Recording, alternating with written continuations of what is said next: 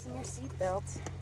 I am taking you for the ride of your life. I'm going to show you what this car can really do. Are you ready? I am ready. Hang on. Okay. Here we go. Hold on to your butts. Look at him, kid. To infinity and beyond! It might be a tumor. It's not a tumor. It's not a tumor at all. So you can go ahead and ask me what you're going to ask me, and my natural response could be to get offended. Well, fine, let's talk about it. Any thoughts of your own on this matter? Or is that your thing? You come into a bar, you read some obscure passage, and then pretend you pawn it off as your own idea just to impress some girls? Just another American who saw too many movies as a child. Yeah, well, that's just like your opinion, man. All right. You're listening to the 30-something Movie Podcast. One movie each week, 30 years in the making.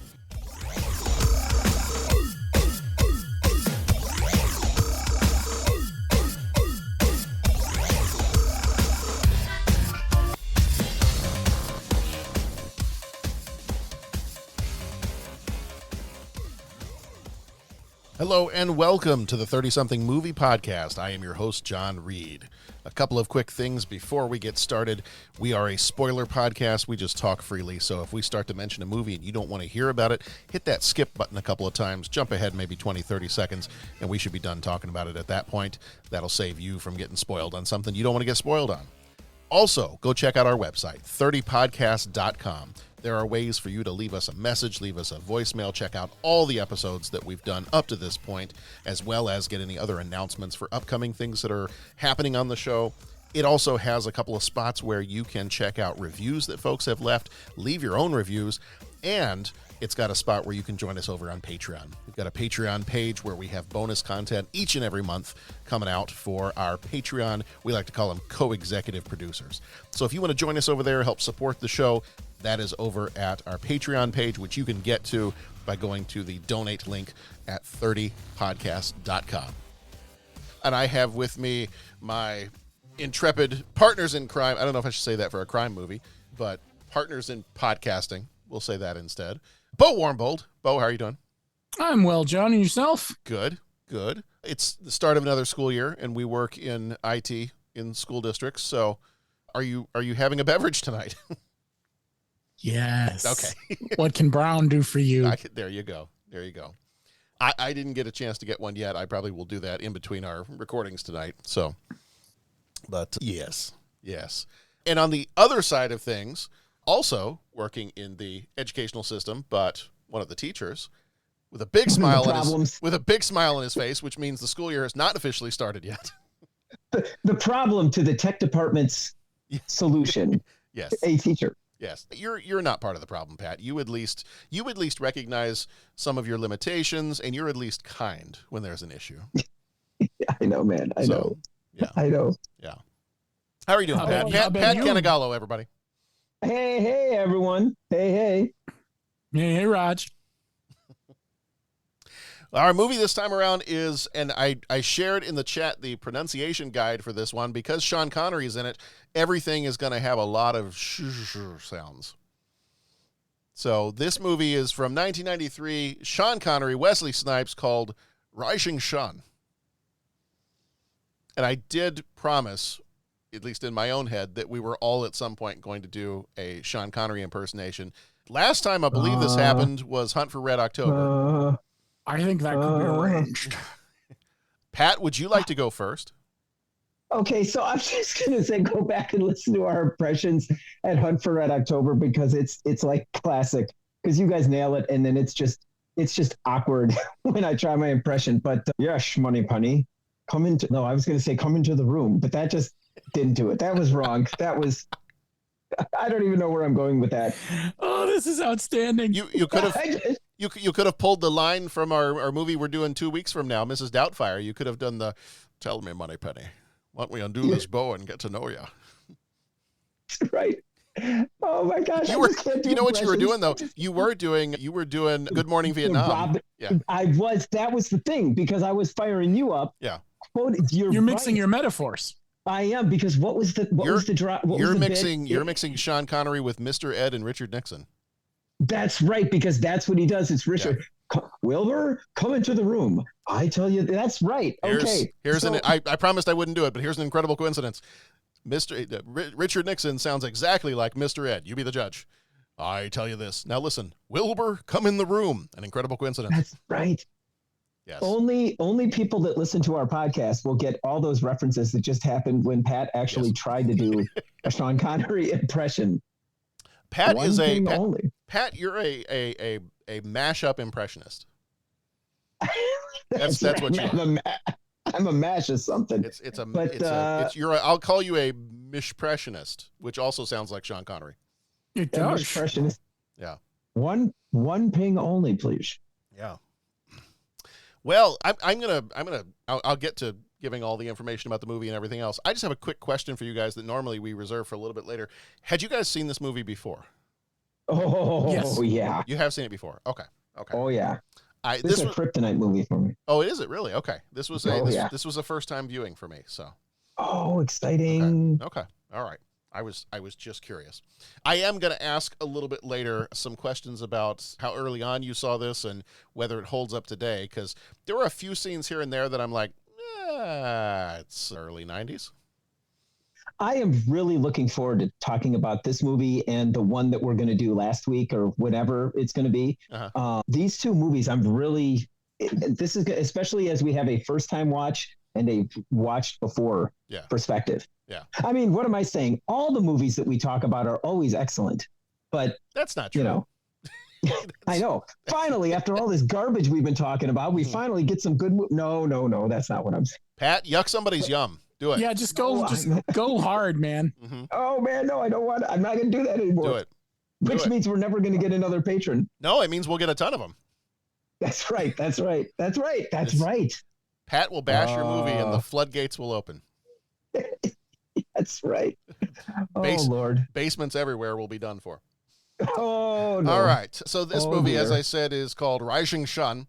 And sure, let's go ahead and just try to do some of this in Sean Connery's voice. So our first little segment here is what we like to refer to. We jump back, since this is the first episode of the month, our month of September. We are jumping back in the time machine. We're hopping in the DeLorean, and we're heading back to September of 1993. When this baby hits 88 miles per hour, you're gonna see some serious.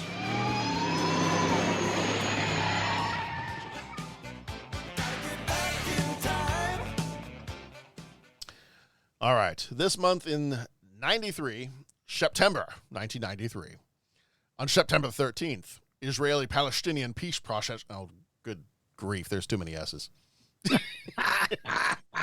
I'm gonna have to clean the microphone when I'm done with this. Okay. I'll select certain words or phrases that I think would just be good. The Oslo Accords, a peace agreement between Israel and Palestine, the PLO, were signed in Washington, D.C.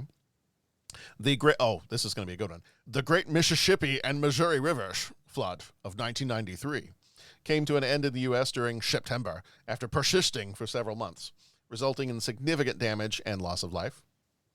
Here's a fun one. September 10th, The X-Files, created by Chris Carter and starring David Duchovny and Gillian Anderson, debuts on Fox. Did you guys watch The X-Files? Not religiously. I didn't. Really? I would have thought you guys were big X-Files fans. I never, no. That's surprising. I think it's like one of those that I need to like binge it through at some point. Yeah. But no, I never did. Okay. There's some good stuff. There was some good stuff. I was a pretty big X-Files fan when it was on.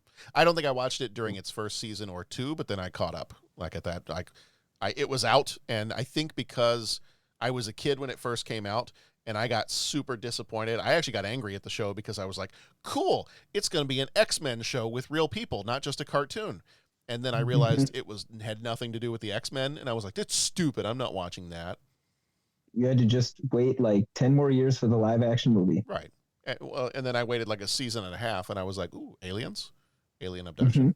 All right, let's watch this show. Perhaps I was too hasty in my assessment of this show. Exactly. September 15th, gentlemen, would you do anything for love? Oh, but I won't do that. Oh, you won't? Okay. No. Okay. Well, then you would be along the same lines as Sir Meatloaf, Mr. Loaf. Mr. Loaf, as he is called, Sir Loaf, as he is called by the royal family, is released on September 15th of 1993. It goes on to be #1 in 28 countries. Which is just crazy when you think about it. Insanity. September 16th, Frasier, starring Kelsey Grammer and David Hyde Pierce, premieres on NBC. Oh, gee whiz. Yeah. Check that out. Let's see, September 18th, Patrick Schwarzenegger, that name sounds familiar, was born.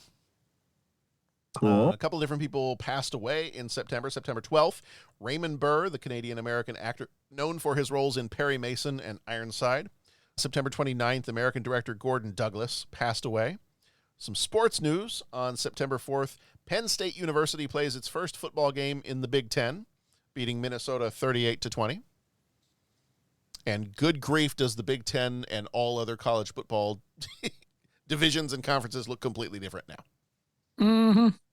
What is the Big Ten up to, like 22 teams now? I don't know that it's 22, but it's close. Yeah. Like, I don't recognize any. We should have, if we didn't, we should have kept the children's matching game. You know, we get those little tiles and you have to make the matches by picking picking two of the same. You flip them over and you find two of the same tile. We have one for the Big 12 that we purchased when John was a baby. If we haven't kept that, we should, because it's going to be worth something. Because I'm not sure the Big 12 is going to exist after this year. Right? It's like rats fleeing off the ship. A little sad news here. Like, nobody died, but it's close enough. September 22nd, Nolan Ryan, at age 46, pitches his last game. Yeah. And I am not familiar with this one, but I figured Pat would be. September 26th, driver Alain Prost finishes second in the Portuguese Grand Prix to clinch his fourth F1 World Drivers' Championship. And after the race, he announces his retirement. Yeah. Yeah. I figured you would know that one. Yeah. Alain Prost was that guy.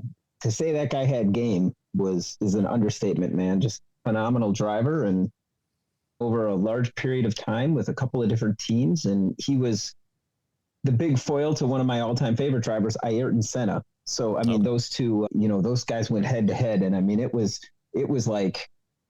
incredible because it was two different driving styles, personalities, kind of, you had a little bit of a changing of the guard wrapped up in it.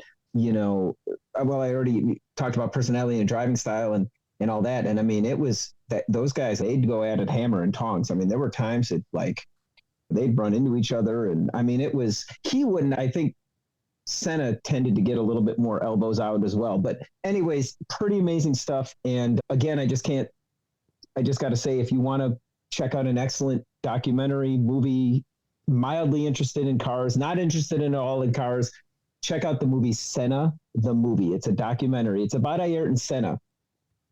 Alain Prost features heavily in it. The only thing is because it's even a documentary, they need to kind of make him the villain, when in reality, he was just the driver that was going against Senna. Yeah. But I mean, you really get a flavor of what that was like. And they ended up becoming friends. As soon as they stopped competing, they ended up, becoming more friends and all that. But yeah, that's awesome. His fourth, that is epic to win a fourth world title. So that's very cool. And what an incredibly phenomenally talented driver.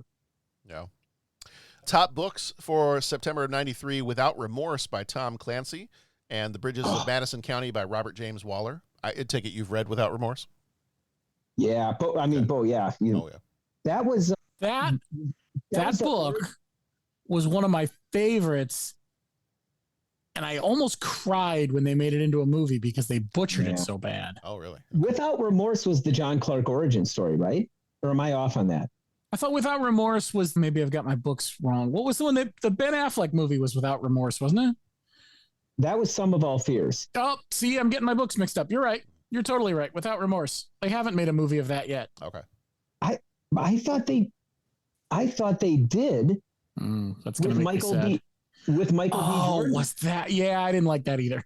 Okay, I didn't see that one. It doesn't matter who's in it. Fine, but it's the book. The book is the John Clark. And the movie was too. It was at least that much. Right. I've always felt that most of Clancy's books were so dense Yeah. Making a movie was hard. I agree. I mean, I honestly think a lot of those books would have been really good as like what we have now with TV, like a miniseries. Yeah, like what they did with Jack Ryan on Prime. Yeah, the Jack Ryan series is great. Yeah. Like that stuff's been good. And I almost wish they'd rip some of that a little more out of some of the direct book stuff. And they pay homage to a lot of it, but it's not as direct as it could have been. And his stuff was just so good. Yeah. But yeah, you're right, Pat. Some of All Fears is the one that I really just shake my head at the movie adaptation. It was terrible. Did you ever listen to the Friendly Fire podcast about Some of All Fears? Yes. I'd be interesting to hear your take. Listen, because they had a somewhat different take on that. They did. They enjoyed it. I didn't get the feeling that they were as into the Clancy novels, and I think that's the problem. Okay. Some of All Fears is probably a decent movie. If they had called it something else, Tom Clancy's Jack Ryan Stops a Nuke would have been fine. The problem is they did Some of All Fears, and one of the best storylines for Some of All Fears isn't in the flippin' movie. Yeah, I know. Come on. I know. Come on. I know. No, but the Without Remorse thing, that was a good one. It was. Top movies in September of 93 were The Fugitive, Striking Distance, the Bruce Willis boat movie that we did Very nice. several episodes ago, and The Good Son, the Macaulay Culkin, Elijah Wood cliffhanger movie. Man, it's just cracking me up. That's just funny stuff right there. I'm sorry. Don't worry. As we get further into this one, I'm sure there'll be more stuff. Top songs for September of 93 were Can't Help Falling in Love by UB40 and Dream Lover by Mariah Carey. All right. This next section is called Trivia Pursuits. We jump into the info on the movie. We tell you kind of when it was released, who worked on it, cast and crew, all that good stuff. We've got a little bit of trivia. And then after that, we jump into major moments, where we give you about 10 or so major moments in the movie that should help kind of sum the whole thing up. If you haven't seen it, or if you haven't seen it in a while, that kind of helps walk you through the plot. So, Trivia Pursuits. This was released on July 30th, 1993, rated R. Runtime of 2 hours and 9 minutes, directed by Philip Kaufman, who did The Right Stuff and The Unbearable Lightness of Being. Writers were Michael Crichton, who did the novel and the screenplay, Michael Bax, who did the screenplay. Crichton obviously did Jurassic Park and The Lost World. Michael Bax did, actually this I believe was his only writing credit. Producers were Michael Crichton, Sean Connery, and Arnold Coppelson. Crichton did Westworld and Coma. Connery did The Offense and Ransom. And Arnold Coppelson did Platoon and The Fugitive. Composer was Toru Takemitsu, who did Ran and Woman in the Dunes. Cinematographer was Michael Chapman, who did Taxi Driver and Raging Bull. Editor was Stephen A. Rotter, who did The Right Stuff and The Coal Miner's Daughter. Production company was 20th Century Fox. Budget for this one was an estimated $40 million. Box office was $107.2 million. Cinema Score gives it a B. Flickmetrics gives it a 56%. Sir Sean Connery plays Captain John Connor, future hero of the Resistance. Super subtle reference there. Yeah, future, nice guys, nice. Future hero of the Resistance there. I feel like I need to do like a drop of the Terminator 2 soundtrack somewhere. Wesley Snipes. I figured you just had that on speed dial. I actually don't have that one. I'll have to get that one. Wesley Snipes played Lieutenant Webster Smith. He was in Blade and White Men Can't Jump. Harvey Keitel was Lieutenant Tom Graham. He was in Reservoir Dogs and Bad Lieutenant. Kerry Hiroyuki Tagawa played Eddie Sakamura. He was in Mortal Kombat and The Last Emperor. Kevin Anderson played Bob Richmond. He was in Sleeping with the Enemy and Hoffa. Mako, who died in 2006, played Yoshida-san. He was in Conan the Barbarian and The Sand Pebbles.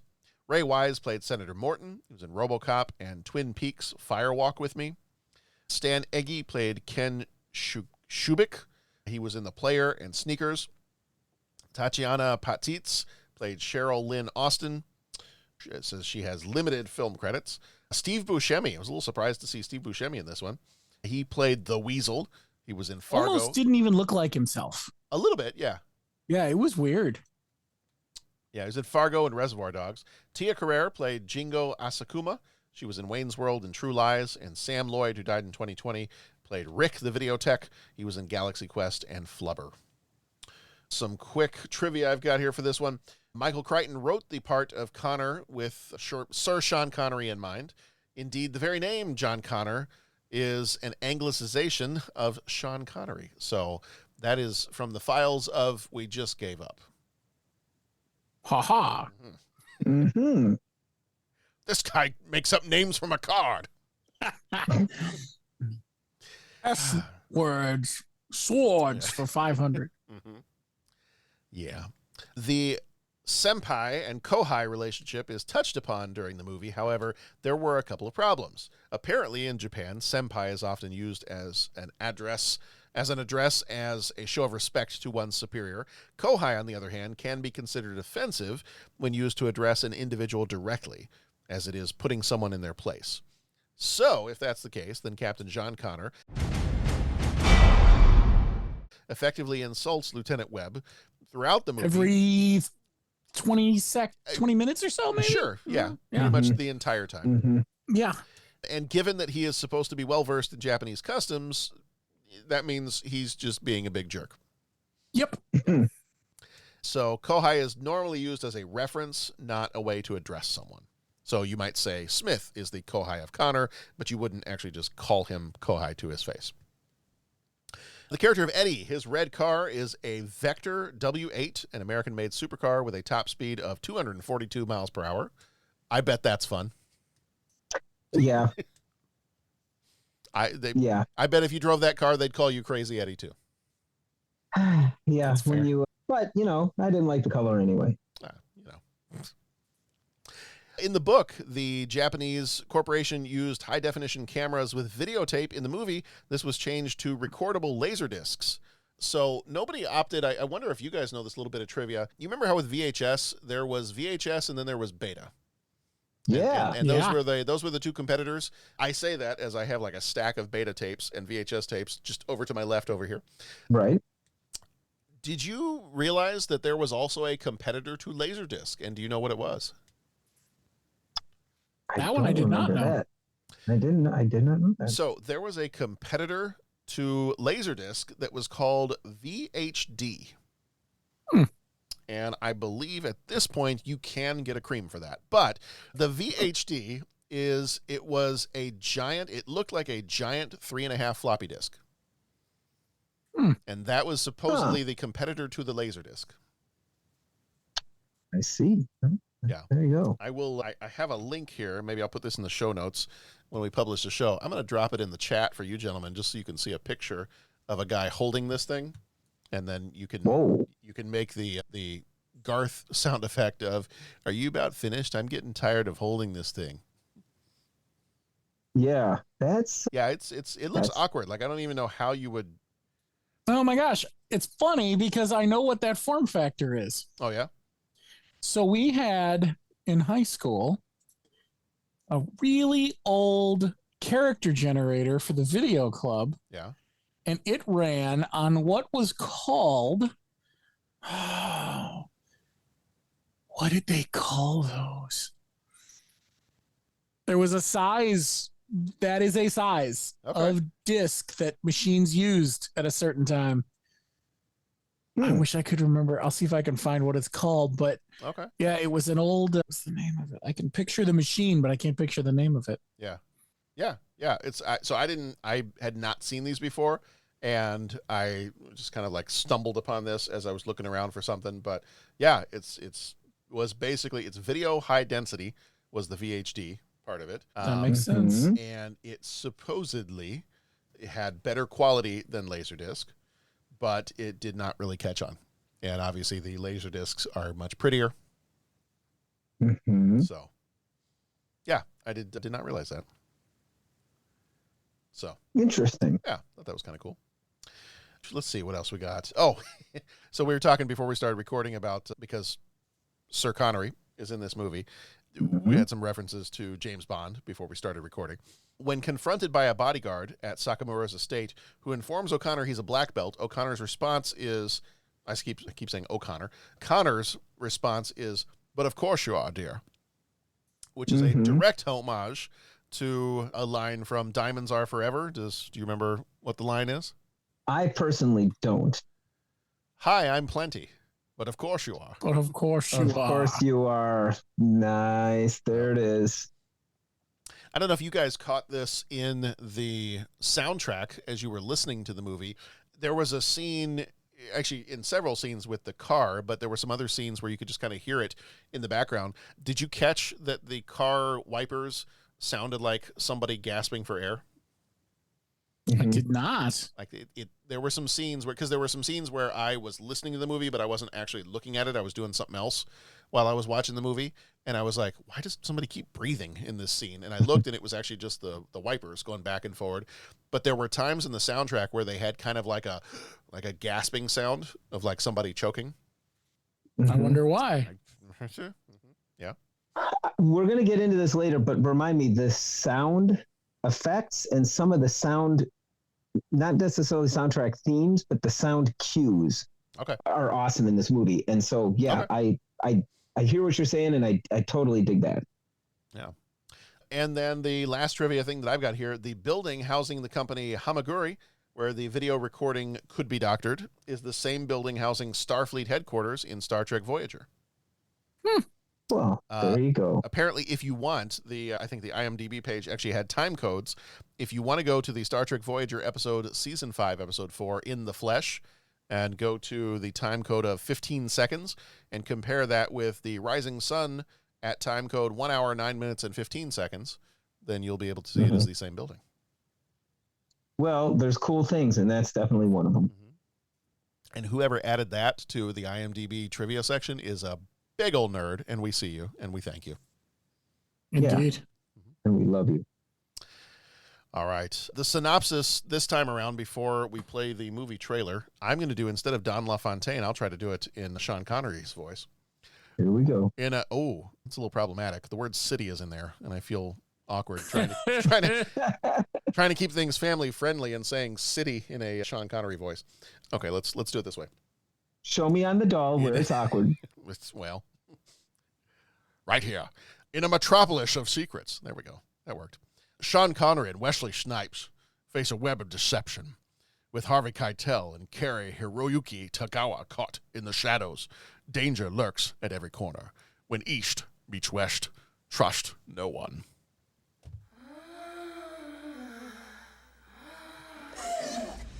You ever negotiated with the Japanese before? Well, this is hardly a negotiation. What is it then? A homicide.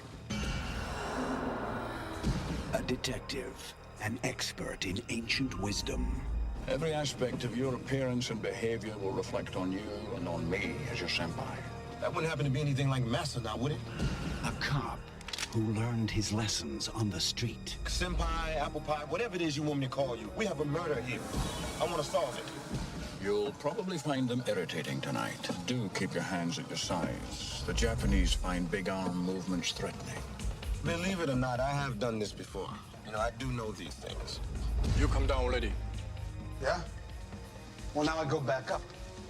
Maybe come down, go up 10 times more. We're still the police in our own country. He's contaminating the crime scene, and I want his film. We must undertake our own private inquiry. I'd like to see tonight's disc for the 46th floor. There! One knows where to look. He killed the girl. I doubt it. Well, I saw it on the disc. Did you? Where have you been, Lieutenant Smith? You don't think video can be altered? I'll be damned. The other knows what to see. You know what's true? When something looks too good to be true, then it's not true. It's a partnership that's not supposed to work. It's safe around here. You call this safe? Senpai, rough neighborhoods may be America's last advantage. Keep your hands down. These guys don't like big arm movements. They might shoot you. It's a case they're not supposed to solve. It's a game they're not supposed to win.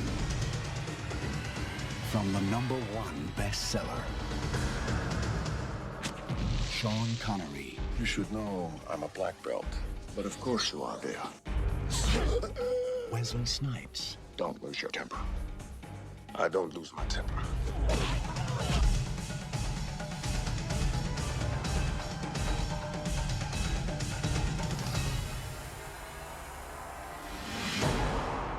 missing son.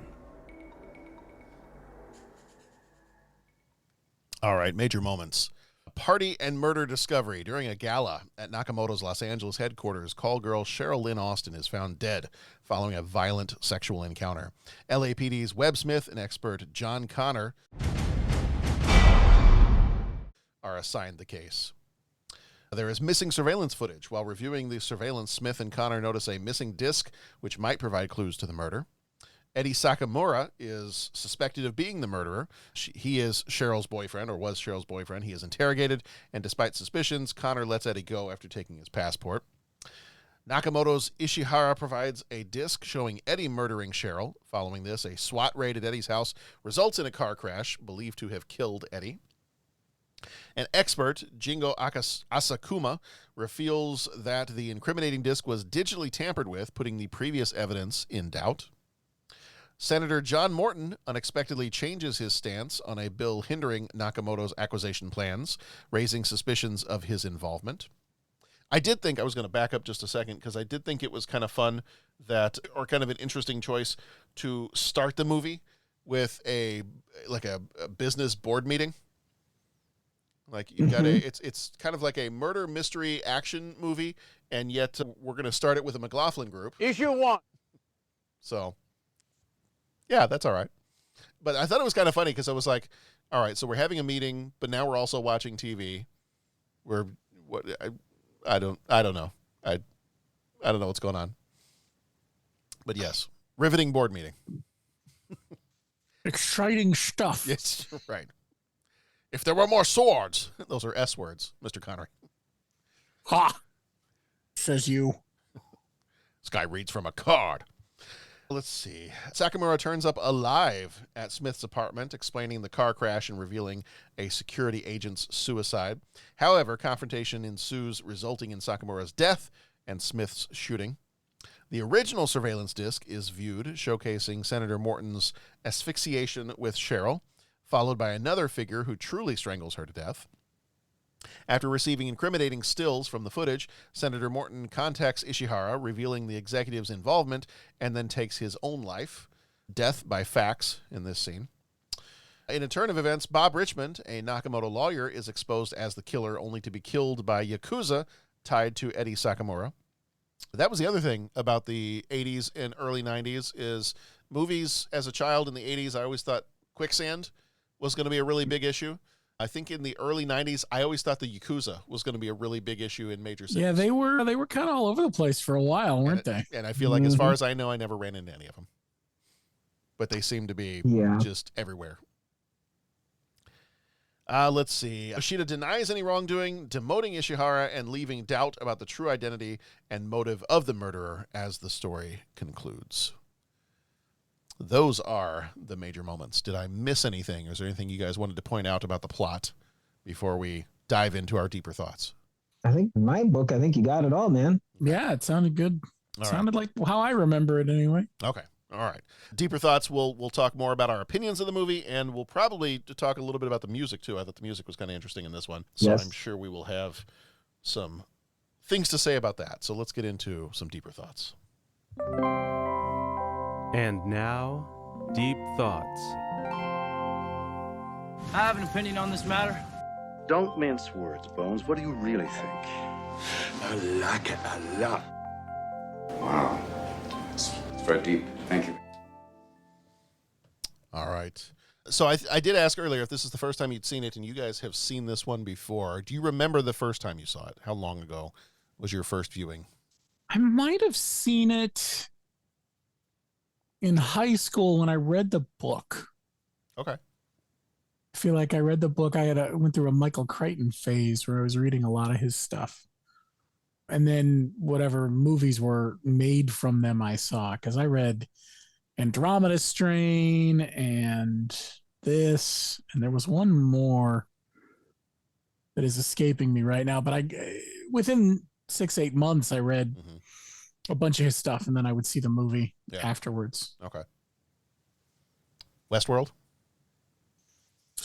No, because I actually hadn't seen that until the new show came out. Oh, okay. So I'm not sure. It's going to bug me now. I'm going to have to look it up. Okay. Pat, what about you? When was the first time you saw this one? Well, it came out in the theater 30 years ago. Yeah. So I think I saw it about 29 years ago. Oh, okay. In high school, I was at a guy's house staying over and watching movies, and Rising Sun came on. So that's the first time I saw it. All right. Okay.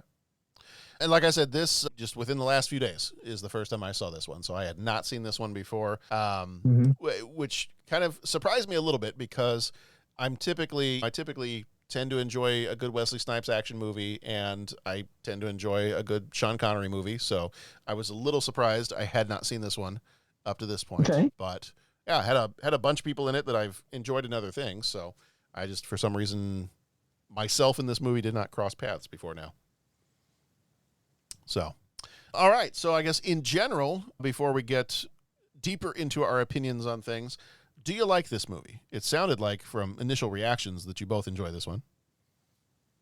Yeah. Yes, yeah, the book is good. The source material is good, and the adaptation's not bad either. You know, you've referenced the music. You've got a pretty decent cast to kick it off. You've got all the pieces are there to pull it together pretty good. Yeah. Bo, I have not read the book, but I heard that the book and the movie differ. They do.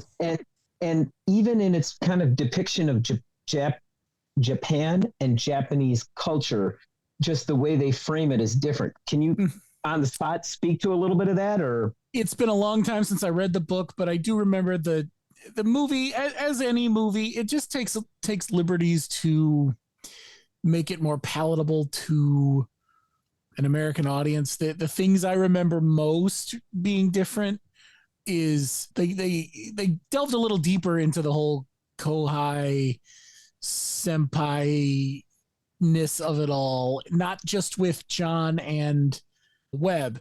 They sort of delved a little more into the hierarchy of the company, and John Connor mentions losing face a lot. Mm-hmm. They delve a lot deeper into what that means. Like, they take the time for Connor to explain to Webb what that means in Japanese business. So it's a little more of that, and it's a little more true to, at least Crichton did a lot of research, and he wrote the book pretty well, in my opinion. And then the movie took some liberties to make it fit into 2 hours. Got it.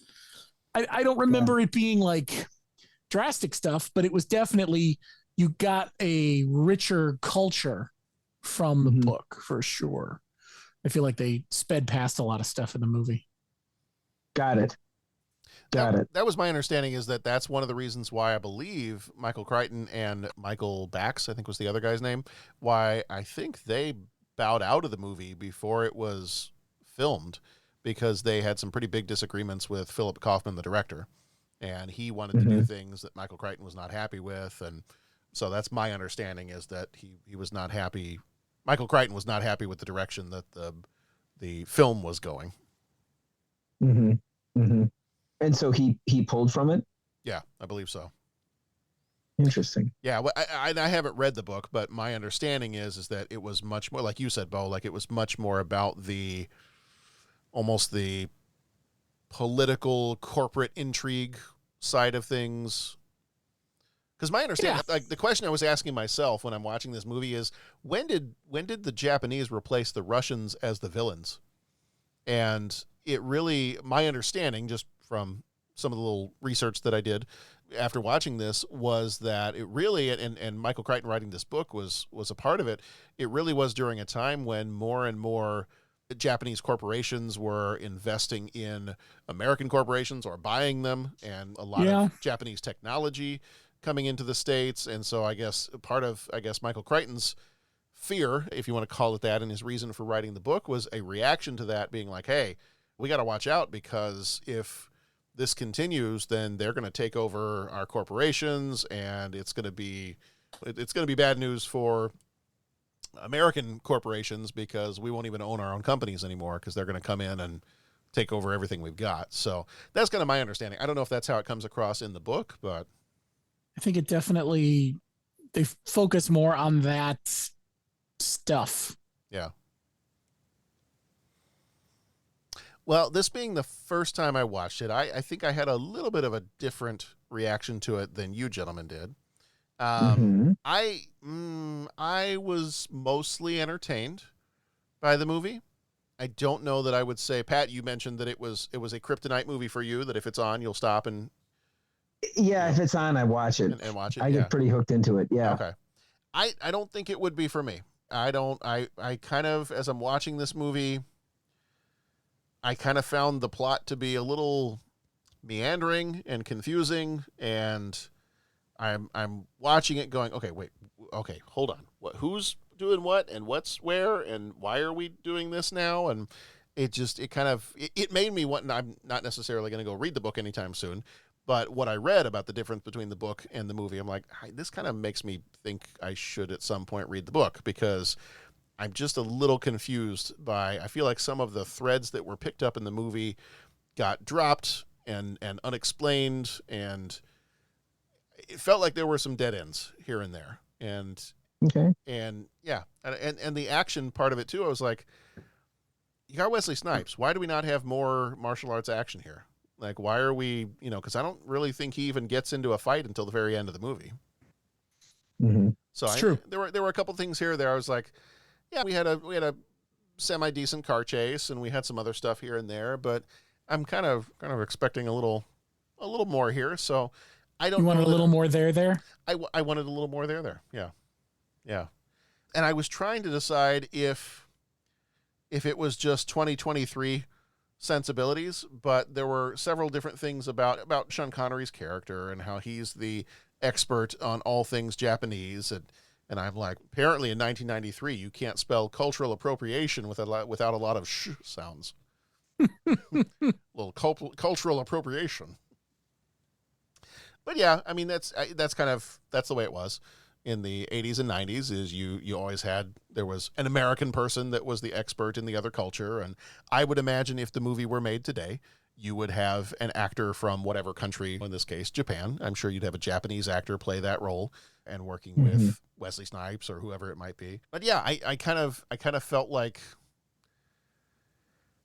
it wasn't as much of an action movie as I wanted it to be. And it was a confusing, and I usually tend to be able to follow mysteries and things like that pretty easily. It was a bit of a confusing mystery, and then the action, it just felt like it was lacking. Like I wanted there to be more action to it. So I didn't hate the movie. I didn't even necessarily dislike the movie. Here, I'm actually going to make it, because I think it's got a very similar feel to it. I'm going to make a comparison and say this movie made me feel the same way I felt watching the Bruce Willis boat movie Striking Distance. Okay. Like, it had a very similar feel to me. It was like, okay, this is one of those that if I found it on late night TV or if I found it on Tubi and I just wanted to put something on while I was getting some work done, sure, I'll watch it once, but I don't know if I'll necessarily come back to it. But so I think that's how this one had a lot of those kind of vibes to it too. Like that movie too was another, you're trying to, that was more of a serial killer, and you're trying to track down the serial killer, and it's a lot of mystery and intrigue, and sometimes the mystery is a bit meandering, and there's like a reveal, but it's not the actual reveal, and it's all kinds of twists and things like that. So what were those? I kept bringing that up during that episode. The Italian films, Giallo films. Mm-hmm. Yeah, it felt like a Japanese Giallo film. So that was kind of my takeaway from it. But it's got Wesley Snipes, it's got Sean Connery, and with anything with Sean Connery, I'm going to give it a fair shake, and I'm going to watch it. So did you when you were mentioning like the stuff where you would have a Japanese actor, or at the very least maybe an Asian actor playing that role? So I don't want to go and say the devil's advocate and set us up in an adversarial position. Yeah. But I mean, I guess that's maybe what it is. I guess I would understand if the character was supposed to be Japanese, like if he was playing a Japanese character. Oh, I'm not saying I disagree with it. I'm just saying if it were made today, that's probably the argument somebody would give, is they'd say, we're not going to have a white character play the expert on Japan. Like, let's have a Japanese person do it. And it doesn't bother me. It made me think of that while I was watching it, but that was not a, ooh, John's bothered by this. I get it. But it was almost like they were playing it as, and I'm trying to think of what things were like 30 years ago. Right. But it was almost like that way of doing business, that culture, that obviously it wasn't closed, but it's still, again, I'm trying to think of like, that was right on the cusp of, I think, when like Honda was putting plants up in America, right, to build the car. So it wasn't an import, like Hondas are now made in America. I mean, like all of that, I mean, that was right at the whole cusp of the whole, and correct me if I'm wrong, like I don't want to sound like an expert, but wasn't that on the whole kind of globalization and, things being made in different countries and it cheaper and. Yeah, this would have been the right time for that. Yeah. Sure. Am I right on that? So it was almost like that Japanese way of doing things. I mean, it was like he wasn't necessarily like the expert on Japan because we couldn't find a Japanese person, but because he kind of he was a Westerner that lived in the Japanese culture, so he could be the link to help connect the audience through Wesley Snipes to that culture, right? Like, am I getting that right? Yeah.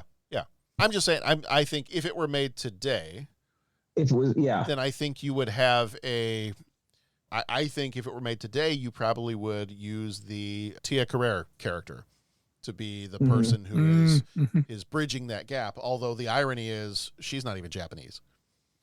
Yeah, there was definitely some of that we would hopefully correct now. Yeah. Right. So no, it didn't bother me that Sean Connery was doing that. I was just, as I was watching it, that was a conscious thought in my brain was, if we were making this today, probably wouldn't be Sean Connery and Wesley Snipes. Or if it was, if you made this today, I don't know that Sean Connery would be the one who is the expert in Japanese culture. Like maybe he's still the buddy cop to Wesley Snipes, but you probably would have them also have a third partner or somebody helping them out who is the expert in Japanese culture. Right. Yeah.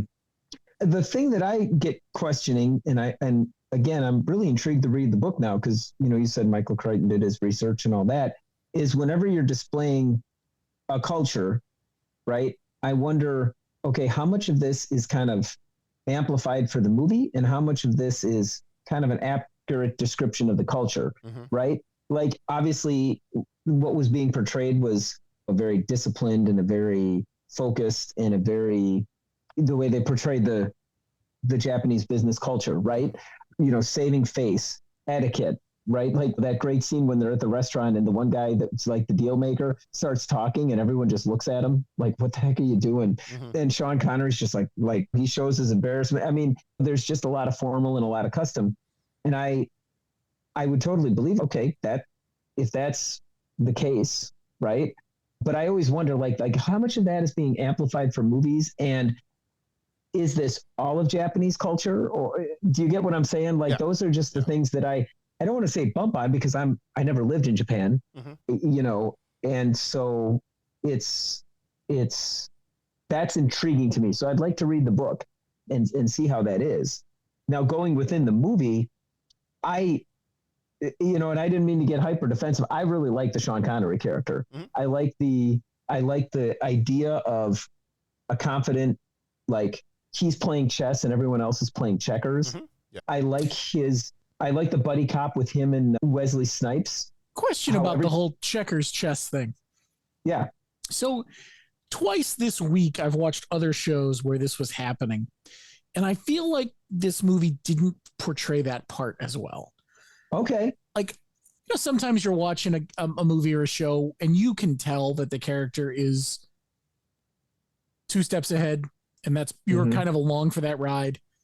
And then some shows choose to do it the other way where you don't know that they're 2 steps ahead until they spring it on you in the end. There are times watching this movie, and it had been a few years since I've seen it. There are times watching this movie that I get the complete opposite feeling. That he's just as far behind as we are, but I can't tell if that's on purpose or if it's just, as John pointed out, the meandering storyline where some of it gets lost. I didn't know what you guys thought about that one. Well, and I thought for a decent portion of the movie, in the back of my mind, I was like, what if Sean Connery is the real killer? Oh, wow. So like that was in the back of my mind. I was like, what if he actually really strangled, what if we're going through this whole doctored video thing and he's such an expert on everything that he was able to make it look like he was involved in this or that he wasn't involved in this, but all you find out at the end. And that's what I thought at the very, very end of the movie that she was even implying was like, oh, maybe you didn't get the right guy. Maybe somebody took credit for it to keep it from getting someone higher up. And in the back of my mind, I'm like, so wait, are you implying it still could have been? And I didn't even think that it was like somebody higher up in the company. I do think at the end she might have been implying that. That's a good call. So that was in the back of my mind. I kept thinking the whole time, I'm like, wait a minute, is John Connor the killer? I don't know if I thought Connor, but I'm with the whole could be someone higher up.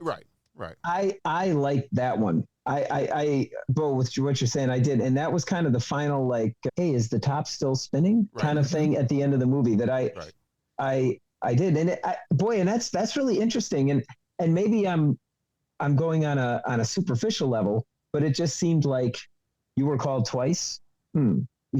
Well, when he's looking at things or picking up on little cues, it's sort of like his it always seems like his brain is working. His brain is on the next step. And, the next thing they're going to do, they're going to accuse you of being a racist. And then all of a sudden it happens, and again, possibly that was condensed to run in a 2-hour movie time slot. But that was just for me. I liked seeing that. And I like seeing that character that was always, I don't want to necessarily say one step ahead, because obviously he was, and he even said, which I didn't quite get the reference, that American game of catch up. I didn't quite get that one, but like he said is, hey, we're behind here. Like something isn't right. Yeah. That line was strange. I feel like I should have understood it, but I didn't. Yeah. So none of you are subscribing to the idea that John Connor could have been the one to terminate her. I had never thought of it until 5 minutes ago. Okay. I see where you're coming from, though. Like, I get the whole, he's done work for them in the past. He comes in to clean up a mess. Yeah. Okay. I guess if you were asking me like to evaluate it right now, I would say I'm not sure I can get there, but I'm not saying it's the craziest thing I've ever heard. Yeah. Yeah. Mm-hmm. Because part of me, especially when he gets in the car to go play golf with like the CEO guy, I'm like, did they make some kind of arrangement? And like, this is them like riding off into the sunset being like, okay, we got past that one. And like, there was part of me that was like, what if that's the case? I do think that sort of goes to the Japanese culture a little bit, though. That happened below the CEO. He's, in his mind, clean of all this nonsense. Right. This is the nonsense of these lower than scum people that I have written off. And so I've done my bit by letting you prosecute and track down and beat these people up or whatever you've done to them. I've done what I need to do. Yeah. So I can now go play golf with whoever I darn well want. Right. It's that arrogance is the wrong word, but it's the best I'm coming up with. Yeah. It's not arrogance. It's something else. Delusions of grandeur. Maybe it's just that separation, I guess, of, the little we've metered out our justice. What do you mean there's more to talk about? Yeah. You know what I mean? It doesn't blow back to the company or the guy in charge because it's been dealt with. The word will come to me in about an hour when we're talking about a different movie. Now comes the part where I relieve you, the little people, of the burden of your failed and useless lives. Bingo, that. Yeah.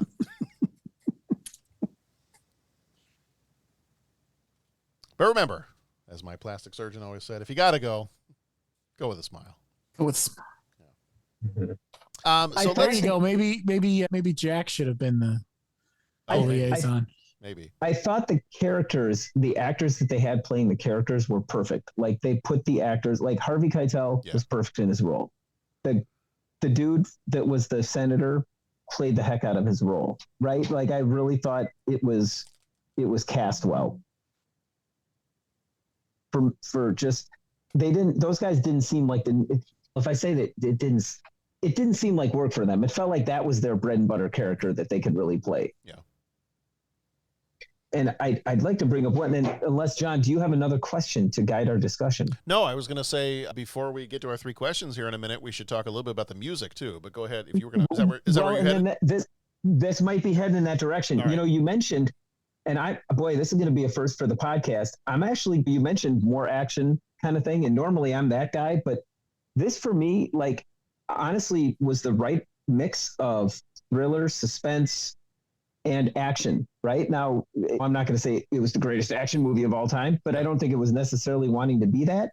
And I'll tell you, there were so many times in this movie when I was like, oh man, I'm right at the edge of my seat. And a lot of that, it almost seemed to be, you always were feeling like someone was watching, right? That seemed to be one of the themes of the movies. Like they're always watching you, and they'd show the camera. And they had these little musical cues, they'd hit a chord or they'd hit something that would really add a lot of weight to the scene, right? And this time watching it through, I was like, okay, what is really like intense and stressful about this scene? Not really much. It's a bunch of dudes just kind of looking through a car, but they hit a chord, and you're just like, and sometimes it would be even matched with like the camera would pan back to give you this feeling like someone's watching from another. And so you always were feeling like you were being watched, or they were being watched. And I thought that added a lot of urgency and suspense to the movie that really kept me engaged in it, so that when the action scene, whether it was a car chase or a fight or a foot chase or anything like that, it really did it, you know? I wanted to actually play a little bit of the music because I was not as familiar with the composer, but there were moments where the music sounded like I was about to say weird, but like an interesting mixture of some traditional Japanese music, and it almost sounded a little bit like an Elmer Bernstein Ghostbusters Black Cauldron, kind of like a horror, something creepy about it.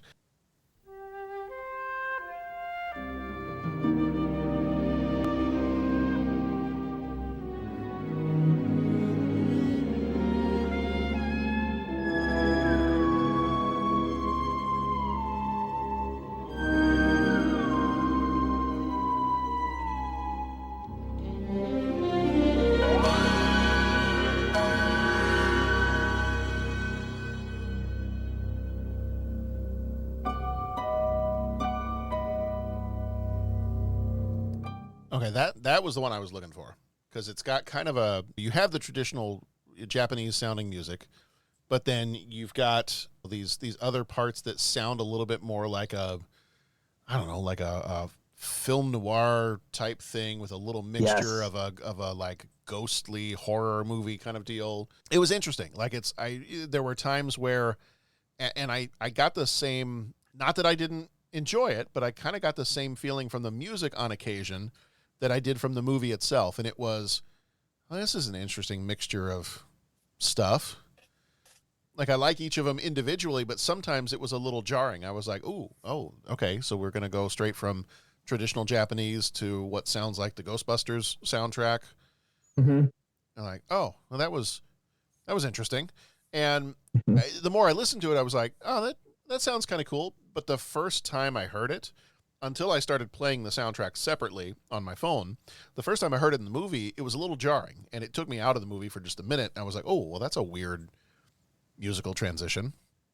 Mm-hmm. So I now having listened to it separately, I appreciate the sound and I appreciate what they were trying to do. But as part of the overall movie itself, the way it fit in, I don't know. That part was a little, within the movie itself, it seemed a little strange. But I think the music is great. Like listening to the music after the fact, I think it's great. And like you said, Pat, some of the different sound cues and other things that they did in the movie, they did a great job with those. Like the breathing sound that would come on occasion throughout the movie. Yeah, and it's cool. And again, I'm only presenting this from a matter of opinion and not from an adversarial position where right, wrong. But it's funny because what you describe as taking you out of the movie, for me, totally put me into the movie. Really? And as from when I was a kid watching this, and it's funny because like as you were playing that, I'm like, you know what? I don't even process that was the music from the movie. Like I heard the sounds and but the little nuances and the whole film noir stuff, just because to me it blended in so much with the story being told on the screen. Okay. And so it's funny listening to that. I'm like, dang, I really got to listen to the soundtrack because it wove into the story so much. Do you get what I'm saying? Yeah. And I don't mean it. I sincerely don't mean this as you've been Pat's. It's not like that kind of thing. It's just interesting because it's just the different reactions to the same movie. You know what I'm saying? Did you notice how he preemptively blocked the "You've been Patsplained"? I did. it. I felt the block. I see. See, John, it has to do with playing chess when everyone else is playing checkers, right? Yeah, See, I got out in front of it. Yeah, I think Wow. you just drop blocked me. He might have Patsplained himself. Yeah. Oh, is the top still spinning because you just Patsplained yourself? That's right. Hold on, let me give you the soundtrack for what you're doing right now. Bah. Bah. Oh my gosh! Scored by Pat's Life, scored by Hans Zimmer. Yeah, I was going to say that or the Benny Hill theme. Oh, there you go. So I don't want to jump off this too much, but and I've been talking a bunch. Bo, did you have anything you wanted to throw in with the music or that or? No, this was all very interesting. I definitely noted the mixing of styles. I just felt it was an extension of the mixing of cultures in the movie. That's an excellent point. Yeah, I hadn't really thought as much about it, but everything you're saying makes a lot of sense. Well, and maybe that's part of the point of the movie and of the story is the cultures are not mixing so well. And so to have the music be, at least in my ear, the music sounded a little disjointed. And so maybe that's part of the point is this is a forced mixing of two cultures. And so maybe that's why in my ear, the soundtrack came across as almost a forced mixing of different musical styles. It just didn't, the music didn't sound, when I was watching it with the movie, again, watching it or listening to it after the fact, totally different experience. Watching it with the movie, it didn't seem like it was a smooth mixing of the different styles. Like I could tell it was almost a jarring, oh, okay, we've switched musical styles now while I was watching the movie. Different experience after the fact. But so, and maybe that was part of the point. Maybe part of the point was we're going to exemplify what's going on with the cultures by the way we score the movie. I don't know. I just work here. No, it's all very interesting. I'd like to throw up two more things about the music. One, I love taiko drumming. I know a modicum about it. I love listening to it. There's a professor at my college that his son was living in Japan for a time. Was it his son or his daughter? That's beside the point. Anyways, he had a family member living in Japan, so he took a sabbatical from the school year, went over. He was the percussion instructor, and he studied taiko drumming in Japan. Then came back and started a taiko drumming ensemble. Let me tell you, when they got kicking in the band room, like you could put your hand on the door and it would be pulsing. Like it was amazing, just high energy, like playing, but just it took a lot of energy to play that. Yeah. And I think they bring that out with the movie. I mean, the scene is pretty awesome.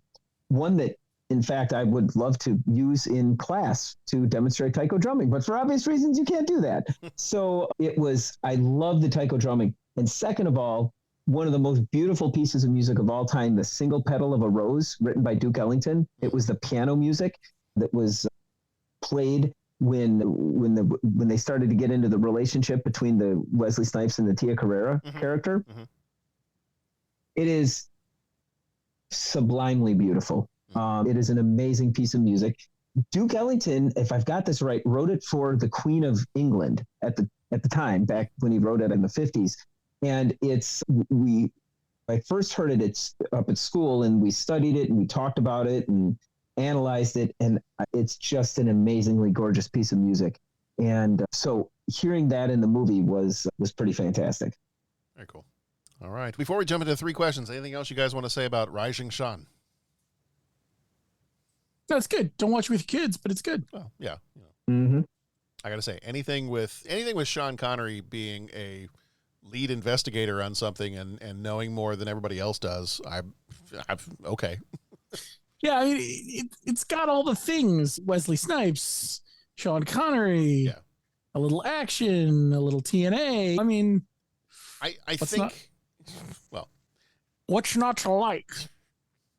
I think I wanted, as a lead investigator in a murder mystery, I think I wanted him to be a little bit more. I wanted him to be a little bit more Name of the Rose, Sean Connery. Mm. And I think that's maybe where I missed that a little bit, but you know, it's Sir Sean Connery. But in Japanese, Jehovah spelled with an E. Man, there you go. And there it is. So, it's time for 3 questions. He asks each traveler 5 questions. 3 questions. 3 questions. It's impossible to answer. Impossible because you don't know the answer. Nobody could answer that question.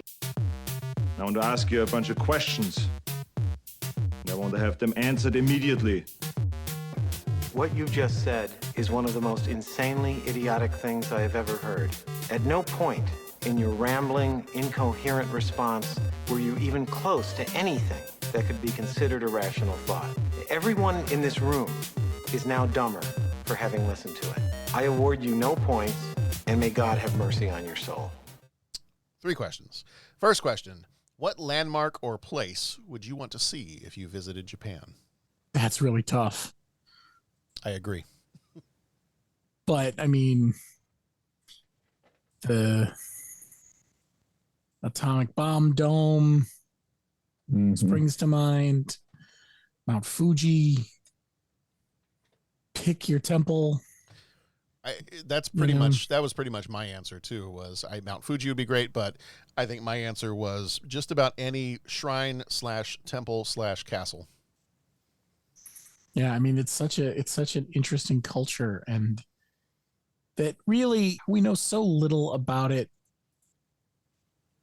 I feel like it would just be an amazing experience. I have a friend whose brother is working over there, teaching English, and it's just some of the stuff is just so cool. Yeah, I think you guys mentioned every place that I would want to go.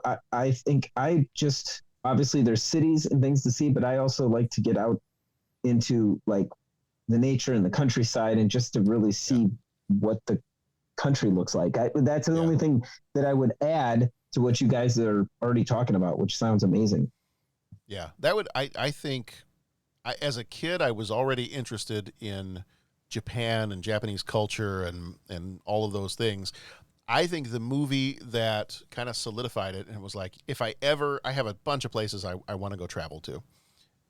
And Japan is definitely on the list. I don't know if I'm going to get there, but it's definitely on my list. I think the movie that kind of solidified that for me in recent memory was Lost in Translation. I think for the different places they went in the city, and then I think there were some scenes where they went out to a temple or a shrine out in the countryside, and I was like, yep, nope, those are kind of like all the types of places I would love to go visit if I was in Japan. Cool. All right, what is your favorite Wesley Snipes role? I can't say all of them, right? No, you got to narrow it down to one. Okay. And Bo, I do have to say, with this Wesley Snipes question, I really hope you don't try to evade the question. If you want me to pick role, I'm going to say Blade. All right. I think there's a ton on his list that I love, but I think Wesley Snipes, I think 2 things. I think Blade, and I think Willie Mays Hayes from Major League. Because he may run like Mays, but he hits like family-friendly podcast. I got to go the Daily Double. I really like the Blade character. Yeah, I really dig Blade, and I mean he's fun and all the other stuff that I've seen him in. I like him in Mo Better Blues. He's great in White Men Can't Jump. I'm going to go, as much as I love him in all of those other movies and as Simon Phoenix in Demolition Man, I got to go the hat trick and go Blade. There you go. Blade was also my answer. I mean, he's great in Murder at 1600. We just talked about Rising Sun, but Passenger 57. There's so much good stuff on his list. There's some meh stuff too. Don't get me wrong. The Art of War is pretty good. Yeah, I remember that one. I think I actually saw that in the theater. Yeah, and he wasn't bad in U.S. Marshals. He was good in that. Right? Oh, U.S. Marshals, plays a really good, fun, nuanced character in U.S. Marshals. I like that. Yeah. he was fun in Tu Wong Fu. Yeah. Maxima was his name. Yeah. Okay. Well, I'm not surprised that we went for the triple and ended up with there's Blade. 3 of them. They might as well pick it 3 times, right? Sure. Right. Yeah. All right. And question number 3, what's your favorite movie where Japan or Japanese actors feature prominently? I mentioned one of my runners-up already was Lost in Translation. I saw that movie in the theater. I really, really enjoyed that movie. So that's one of my runners-up. And I'm not going to list my other runner-up because there's a thought that it might be somebody else's, but I'm not sure. But I pulled from my shelf my favorite one, and I will show you gentlemen right here. There you go. And it's Seven Samurai. That makes sense. I love that movie. I'm realizing I haven't seen as many movies set in Japan as I thought maybe I had. Really? Okay. Obviously, Seven Samurai, Lost in Translation, but those have already come up. Spirited Away, I've seen now. I hadn't for a long time. But I think the 2 that pop to mind for me, and they're not the best films of all time, don't get me wrong, but the James Bond stuff and You Only Live Twice. Oh, yeah. And then Mr. Baseball. Tom Selleck goes to play baseball in Japan, and that fish out of water, 6 foot tall gaijin walking around Japan that's a memorable thing, man. Yeah. I hear you on Seven Samurai. I mean, a bunch of the, why am I drawing a complete Kurosawa movies are great. I have yet to see Lost in Translation. Oh, dude. I haven't seen that one. Yeah. So good. I wonder what John thinks about this. You almost have to see Lost in Translation twice. Okay. Yeah. To get it all. Like, it's a great watch the first time, but watching it the second time, it's sort of like fills in where maybe you were processing the first time and missed some stuff.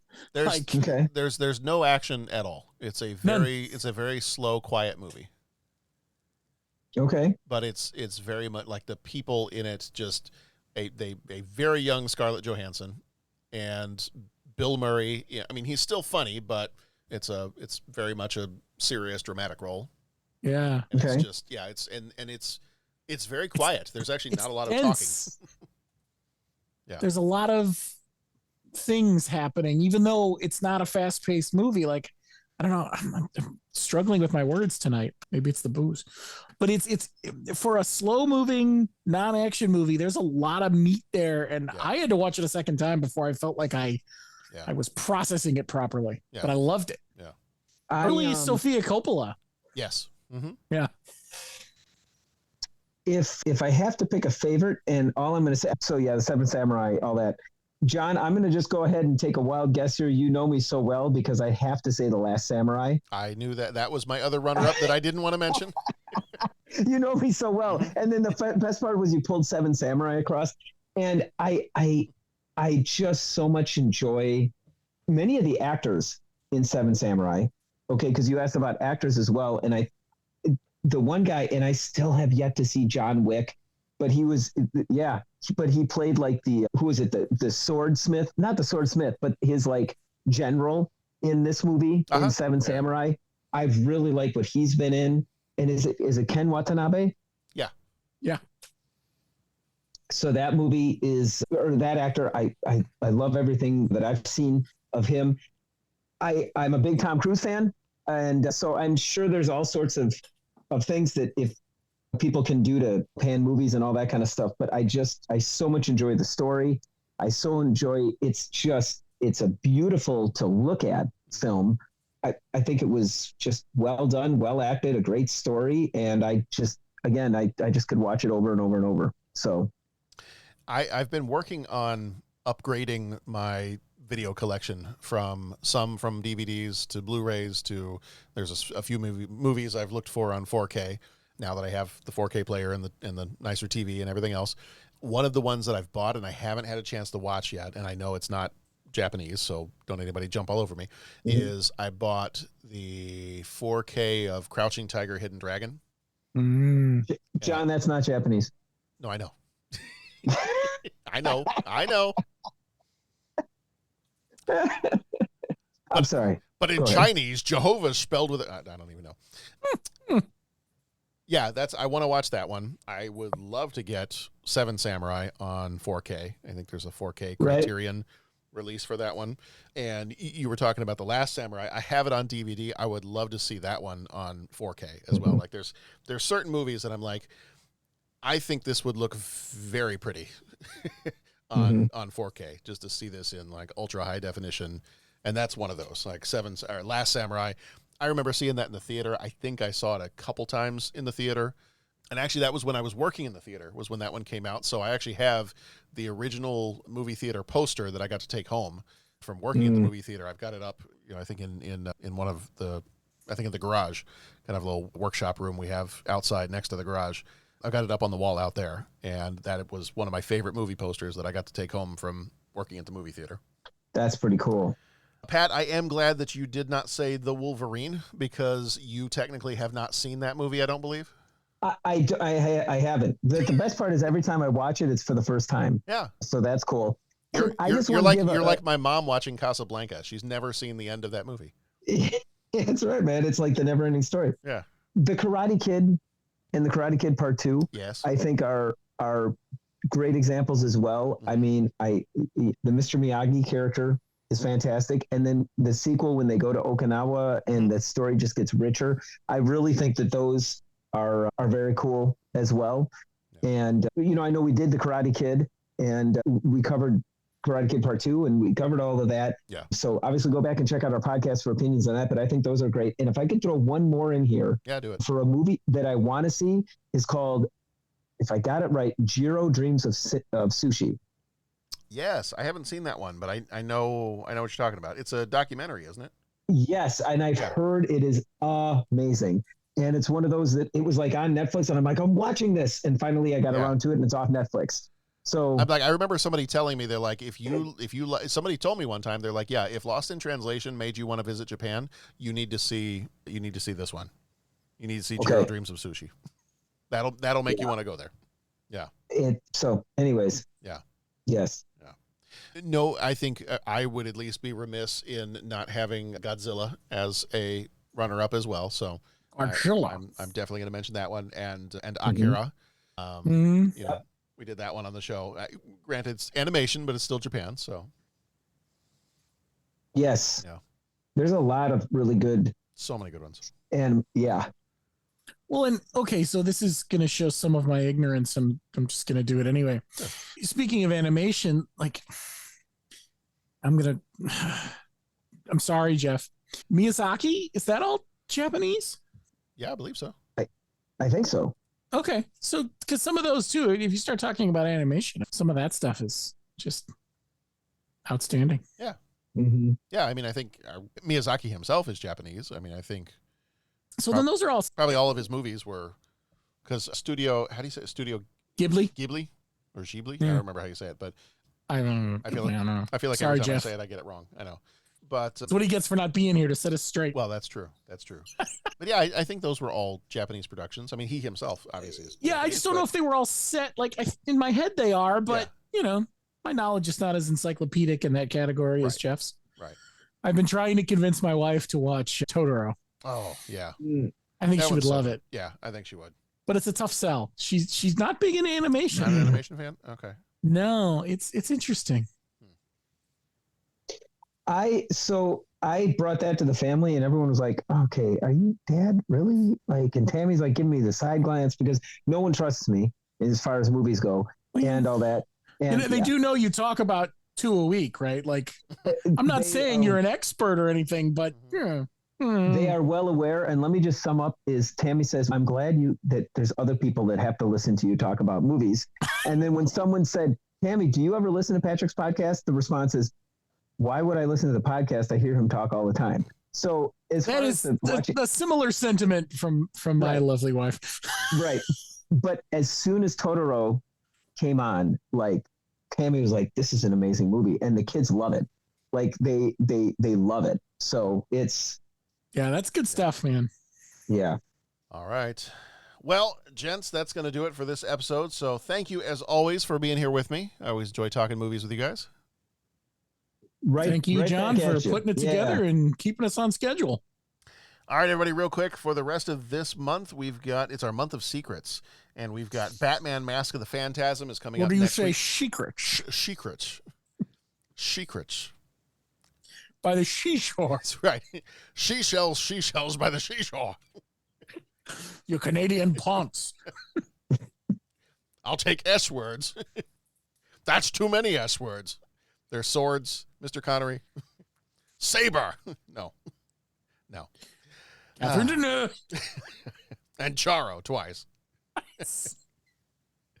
No, Mr. Connery. No. So yes, for the rest of this month is this one was Rising Shun. The rest of this month is Batman Mask of the Phantasm, Mrs. Doubtfire, how do you do the Schindler's List? Carefully. You did two of them. Schindler's List. It's a little bit of a Connery stutter, is what it is. Yeah. Oh dear. I don't know. Anyway, the Patreon episodes for September are Return of the Jedi, Scarface, and Somewhere Tomorrow. October is Horror Month. Our Patreons are Something Wicked This Way Comes. And then our Patreon shorts are It Started in 93, Adventures of Briscoe County Jr., and It Ended in 93, Cheers. And then our regular episodes are Fire in the Sky, Hocus Pocus, Needful Things, Judgment Night, and Leprechaun. That's it for this episode of the 30-something Movie Podcast. Make sure you head over to our website, 30podcast.com, where you can find all the different ways you can interact with the show. Leave us a voicemail, a rating.